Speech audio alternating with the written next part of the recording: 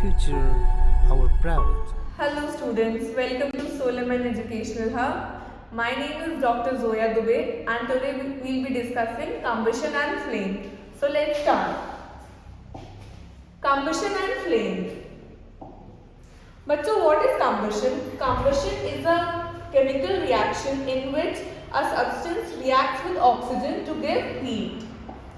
For combustion, एक तो हमारे पास substance होना चाहिए, कोई भी सब्सटेंस होगा हमारे पास,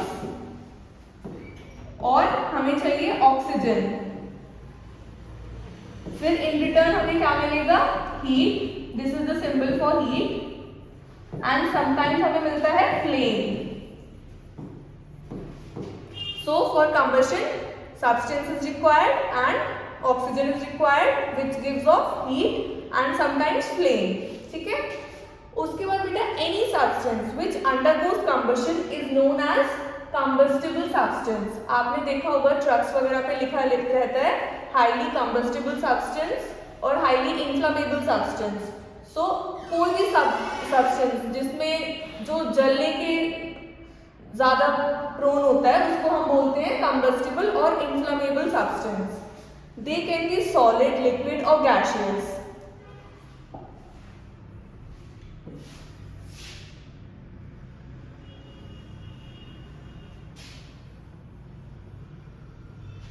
बच्चों सॉलिड कंबस्टिबल सब्सटेंस में क्या आते हैं हमारे, आपने देखा होगा जैसे काउडंग होता है, काउडंग को सुखा के यूज करते हैं ना विंटर्स में हीट के लिए, तो हमारा काउडंग हो गया। वुड हो गई सॉलिड सब्सटेंस है ये। लिक्विड में हमारा आता है बच्चा पेट्रोल, जो कि आजकल काफी महंगा है। और गैसियस में आता है हमारा एलपीजी जो घर पर आती है, पीएनजी, सीएनजी, ये हमारे गैसियस कंबस्टिबल सब्सटेंस है। ठीक है। अब बच्चा आता है हमारा next topic ignition temperature. Ignition temperature क्या होता है बच्चों? ये वो मिनिमम रिक्वायर्ड टेम्परेचर है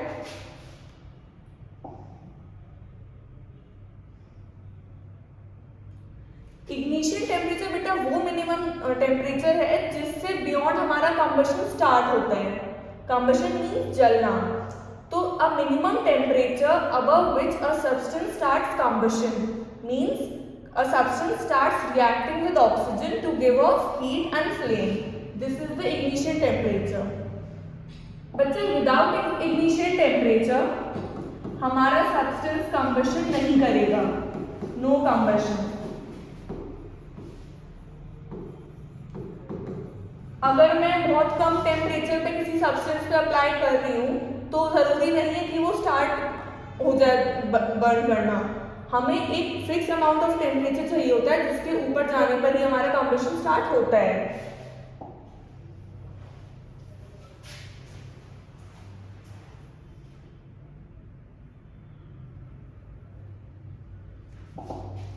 बच्चा डिफरेंट सब्सटेंस के अलग अलग इग्निशन टेम्परेचर होते हैं। जैसे आपने देखा होगा जो पेट्रोल हो गया, कैरोसिन हो गया, वो बहुत जल्दी बर्न करते हैं।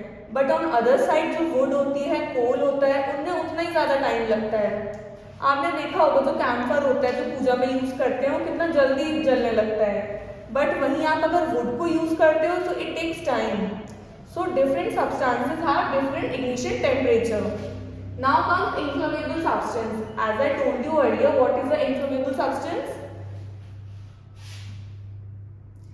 Any substance which is capable of catching fire, right? That is an inflammable substance.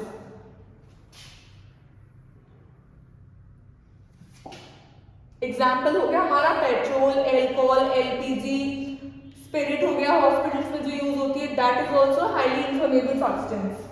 चले आगे। Now beta, what are the conditions necessary for combustion? Combustion के लिए बच्चे मैंने पहले बताया था क्या जरूरी होता है। एक तो होता है हमारा ऑक्सीजन, बिना ऑक्सीजन के combustion नहीं होगा। Second is heat. Heat is minimum amount of ignition temperature that is important to produce combustion. So first is oxygen, second is heat. Heat को आप कह लो इग्निशन टेम्परेचर। अगर ये नहीं होगा तो हमारा कंबशन नहीं होगा। And another is fuel. Fuel means आप किसको बर्न कर रहे हो, फ्यूल में तो आप टेम्परेचर प्रोवाइड करोगे, फ्यूल ही तो रिएक्ट करेगा ऑक्सीजन से। सो बेटा these are the 3 points which are very important for combustion. One is fuel, other is air, your oxygen, third is heat, that is ignition temperature.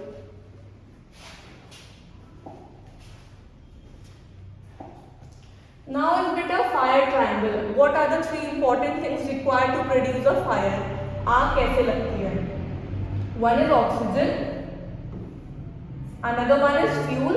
Fuel is the substance जिसमें combustion होगा हमारा, and third is heat. Heat is the ignition temperature.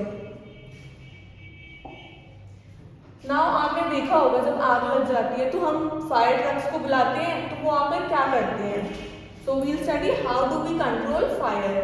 Fires को हम कैसे रोक सकते हैं? बताया मैंने अभी आपको पहले what are the conditions important for a combustion? Fuel, oxygen and heat. So अगर हम तीनों में से किसी भी एक चीज को हटा दें तो हमारी आग वहीं पर रुक जाएगी। या तो हम ऑक्सीजन को हटा दें, दैट इज एयर को हटा दें, या फिर हम हीट हटा दें, या फिर हम जो बर्निंग सब्सटेंस है उसको ही हटा दें, दैट इज आवर फ्यूल। ठीक है। सो बेटा जो फायर ट्रक्स आते हैं उनमें क्या होता है ऐसा जिससे वो हमें फायर बुझाने में हेल्प करते हैं? So fire can be controlled by removing any one of these following conditions. ठीक है। What does a fire extinguisher do? देखा होगा आपने ऐसा, ये हॉस्पिटल्स में काफी सारे हर जगह ही होता है फायर एक्सटिंग्विशर। सो बेटा ये क्या करता है, हम इसकी वर्किंग देखेंगे।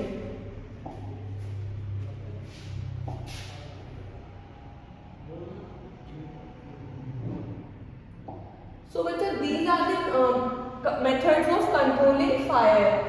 First is by using water. आपने देखा होगा जब कभी ज्यादा फायर लग जाती है, घर पे ज्यादा आग लग जाती है, so what do we do? हम उस पर पानी फैला देते हैं। क्यों? क्योंकि जो पानी होता है वो हमारी ऑक्सीजन सप्लाई को कम कर देता है एंड इग्निशन टेम्परेचर को भी लो कर देता है। इस वजह से हमारी जो फायर है वो कम हो जाती है।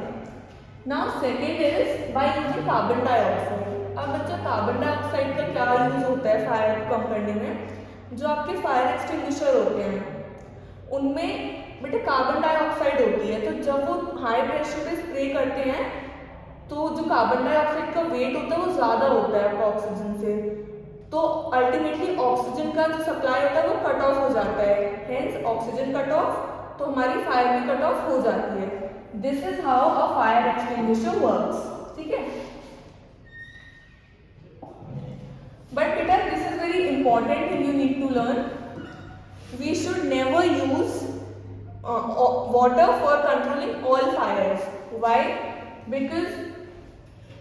बिकॉज जो ऑयल होता है बेटा वो बहुत ज़्यादा स्प्रेड करता है एंड अगर हम उसमें पानी डालेंगे तो फायर हमारी बढ़ेगी, उससे कम नहीं होती। ठीक है। And also in case of electric fire we should not use water. अब अगर सपोज कोई इलेक्ट्रिक शॉर्ट सर्किट हुआ है, इलेक्ट्रिक सर्किट ब्रेक डाउन है या फिर, और इस वजह से अगर फायर हमारी प्रोड्यूस हो रही है तो क्या हम उसमें पानी डालें या ना डालें? बिल्कुल भी नहीं, हमें पानी बिल्कुल नहीं डालना है क्योंकि इलेक्ट्रिक शॉक लग जाएगा और फायर और ज्यादा बढ़ जाएगी। ठीक है। Now comes types of combustion.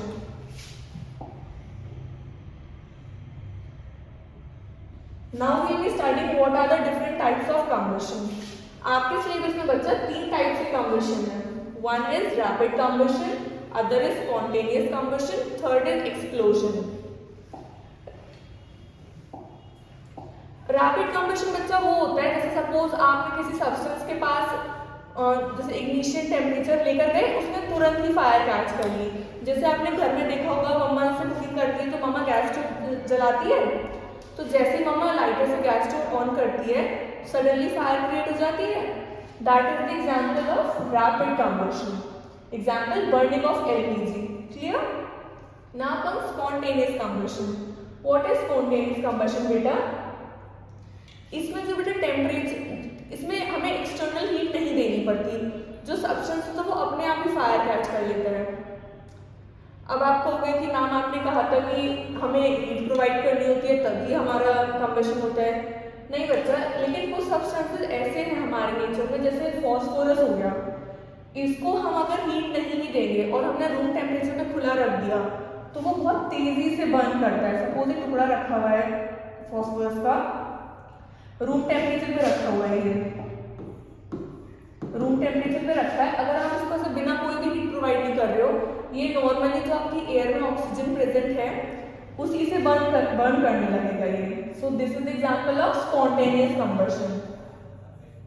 ठीक है, now next come explosion.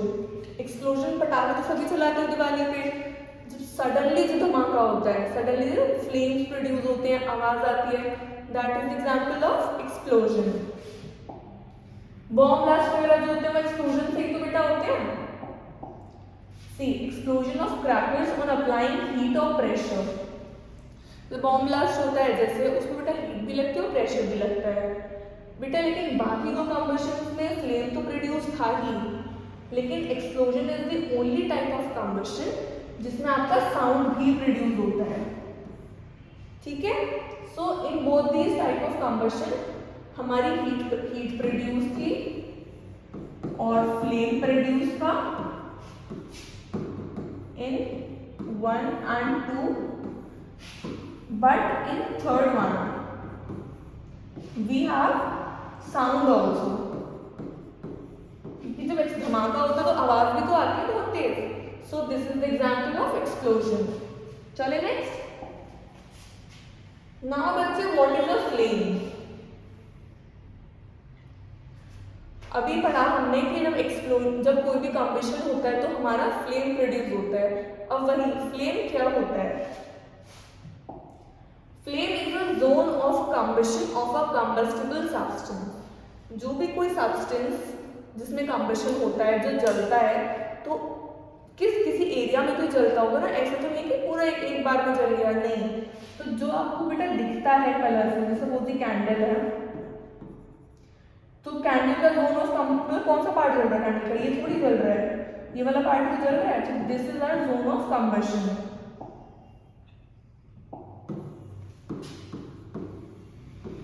Zone of combustion, ठीक है। सो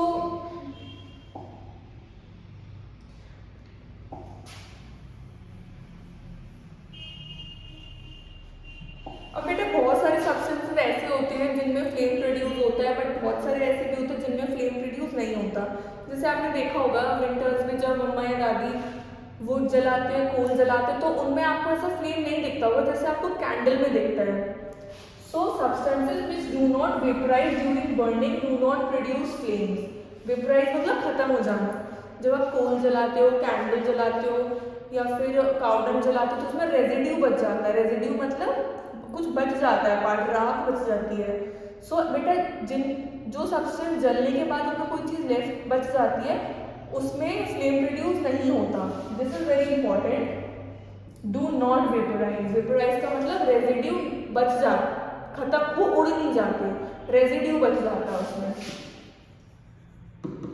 रेजिड्यू इज लेफ्ट। ओके, सो ये सब्सटेंसेस बेटा फ्लेम प्रोड्यूस नहीं करते। बट जैसे आपका कैरोसिन हो गया, एलपीजी हो गया, इनमें क्या कोई चीज़ बचती है जलने के बाद? नहीं बचती। So these substances produce flame. Clear? Okay, चले आगे।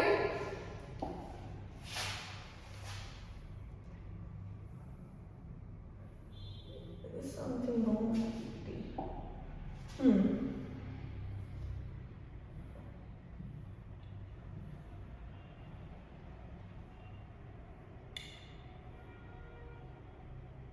Now, as we discussed earlier, what is the fuel? Fuel is any substance which undergoes combustion. जो भी सब्सटेंस जलता है हम उसे क्या बोलते हैं? कंबशन। सो अब हम यहाँ पढ़ेंगे टाइप्स ऑफ फ्यूल।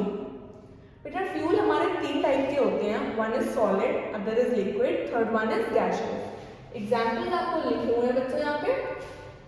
सॉलिड में आएगा आपका वुड, कोल, चारकोल। लिक्विड में आ जाएगा आपका kerosene, petrol, diesel. And gaseous में आएगा आपका जो घर पे गैस होती है, एलपीजी, गाड़ियों में आजकल सीएनजी भरने लगी है, PNG, hydrogen, biogas. Biogas is produced from या काउ डंग. ये आपको मेनली विलेजेस वगैरह में मिलती है जहाँ पे काउ डंग की सरप्लस सप्लाई होती है. ठीक है, चलें आगे.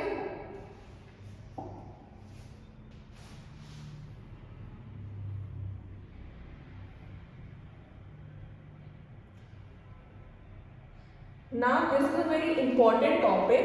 What a ideal fuel is. Ideal fuel मतलब बेस्ट, सबसे अच्छा. So बेटा ये कुछ रिक्वायरमेंट्स हैं जो आइडियल फ्यूल को फुलफिल करनी चाहिए. पहले बेटा रेडिली अवेलेबल होना चाहिए, मतलब इजीली अवेलेबल हो. ऐसा ना हो कि आज मिल गया कल ना मिले. हमें जो फ्यूल है वो हमें आसानी से मिलना चाहिए.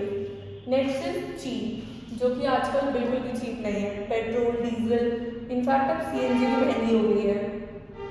But still people can afford, so ये इतना कॉस्टली अभी नहीं है. Third is easy to store and transport. एक बात बताओ, अगर पेट्रोल डीजल स्टोर करना बहुत मुश्किल होता तो क्या आपको ठीक लगता है वो अपनी गाड़ी में डालने के लिए? नहीं लगता ना. बट आपको आसानी से मिल जाता है. So it is an ideal fuel. Now fourth is burn at a moderate rate. इसका क्या मतलब हो बच्चे? जैसे फ्यूल है, ऐसा ना हो कि जैसे आपने सुना हो कि आपकी गाड़ी बहुत ज़्यादा पेट्रोल खाती है तो आप चेंज कर देते हो उसे, क्योंकि बहुत जल्दी जल्दी उसमें फ्यूल बर्न हो रहा है. सो आइडियल फ्यूल, एक अच्छा फ्यूल क्या होता है जो एक हल्के रेट पे मतलब बर्न हो, ये नहीं कि बहुत ज़्यादा बर्न हो रहा है. Next is produces a large amount of heat. हमारा बेटा पर्पस क्या होता है फ्यूल का? सपोज जैसे कुकिंग में आपको हीट चाहिए होती है. अगर फ्यूल हीट नहीं प्रोड्यूस कर पा रहा है तो क्या वो एक आइडियल फ्यूल है? क्या वो अच्छा फ्यूल है? नहीं है ना. So it should be able to produce good amount of heat. Next is it should not leave any residue. जैसे आप घर में जो गैस यूज करते हो, क्या उसमें कुछ लेफ्ट ओवर बचता है? नहीं बचता ना. जो पेट्रोल यूज होता है, पेट्रोल बर्न होता है, उसमें कुछ बचता है? नहीं बचता. सो this is also important characteristic of a good fuel. Now this is very important, does not cause pollution. आजकल का मेजर कंसर्न क्या है? पोल्यूशन. सो कोई भी फ्यूल जो आइडियल फ्यूल की कैटेगरी में आए उसके लिए बहुत इंपॉर्टेंट है वो पोल्यूशन कॉज ना करे. जो पेट्रोल डीजल है बच्चा, ये तो पोल्यूशन करते हैं, बट अब न्यूली इन्वेंटेड है बच्चा हमारी बायोगैस, हाइड्रोजन. ये न्यूली इन्वेंटेड है, अभी चल रही है इनको मतलब और यूज में लाने के लिए काम. सो बेटा जब ये यूज में आने लगेंगे ना तो मतलब हमारा पोल्यूशन काफ़ी हद तक कम हो जाएगा. एंड हम बेटा आइडियल फ्यूल में एक सबसे ज़्यादा इंपॉर्टेंट कैरेक्टरिस्टिक है, good fuel must have high calorific value. Calorific value क्या होता है बच्चे, हमने आगे पढ़ेंगे. So for good fuel one of the important criteria is high calorific value. जितनी ज़्यादा वैल्यू होगी उतना ही वो अच्छा फ्यूल होगा. ठीक है.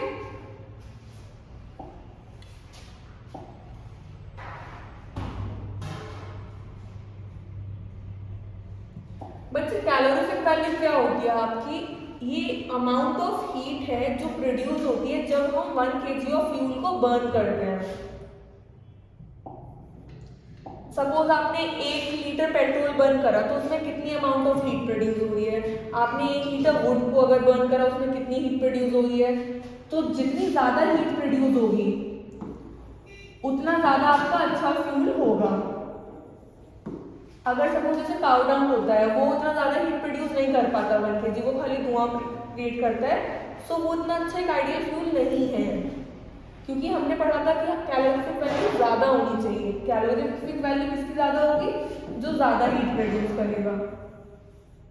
ठीक है. यहाँ पे कुछ सब्सटेंस दिए हुए हैं, आप देख सकते हो. काउ डंग की कैलोरीफिक वैल्यू है 6000 to 8000, ऐसे धीरे धीरे करके बढ़ रही है. एंड हाइड्रोजन की मतलब सबसे ज़्यादा होती है 1,50,000. So it is an ideal fuel. फिर देखो बायोगैस की उससे कम है, LPG, CNG, methane. In fact petrol and diesel की कंपैरेटिवली कम है.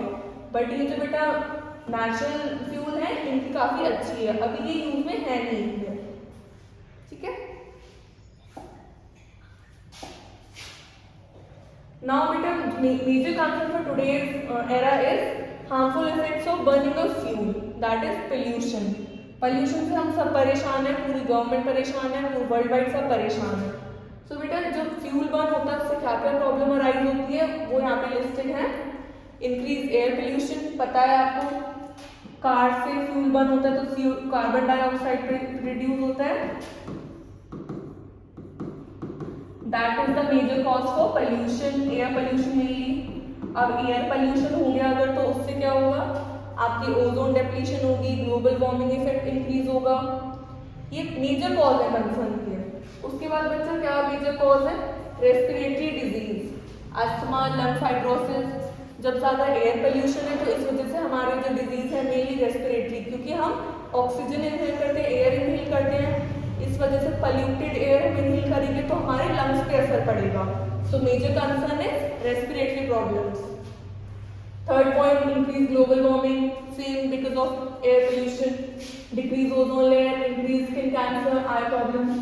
जब बच्चे ग्लोबल वार्मिंग इंक्रीज होती है, ओजोन लेयर डिप्लीट होगी, ओजोन लेयर डिप्लीट होगी तो जो सन से हार्मफुल रेज आती हैं वो हमारे स्किन में पेनिट्रेट करेंगी, आईज में पेनिट्रेट करेंगी, सो इनसे क्या प्रॉब्लम अराइज होगी, skin cancer and eye problems mainly, और this concern, big concern. Next is melting of glaciers, again due to increase global warming. अब ग्लेशियर्स मेल्ट होंगे तो बेटा जो पानी है उनका वो आपके कोस्टल एरियाज में जाएगा, which are responsible for causing floods in coastal areas. Last is increase in acid rains. अब जब बेटा पोल्यूशन बढ़ रहा है तो आपके जो इन्वायरमेंट की जो एयर है उसमें कार्बन डाइऑक्साइड, सल्फर डाइऑक्साइड का अमाउंट बढ़ रहा है, इससे क्या होता है बच्चा, increase chances of acid rain. अब जब एसिड रेन होगी वो कहाँ फॉल करेगी, आपकी क्रॉप्स पे फॉल करेगी। एसिड रेन जो होगी वो कहाँ फॉल करेगी, क्रॉप्स पर जाएगी, सीज में जाएगी, ओशियन में जाएगी।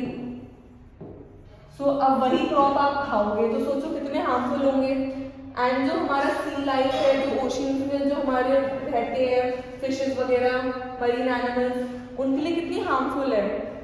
सो बच्चे अल्टीमेटली जो फ्यूल्स हैं हमारे, they are the major concern for producing various problems in terms of pollution, disease, anything. So बेटा हमें आइडियल फ्यूल चूज करने के लिए बहुत ज़्यादा वाइज इनफ होना चाहिए।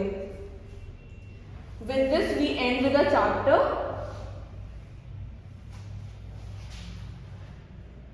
Finish.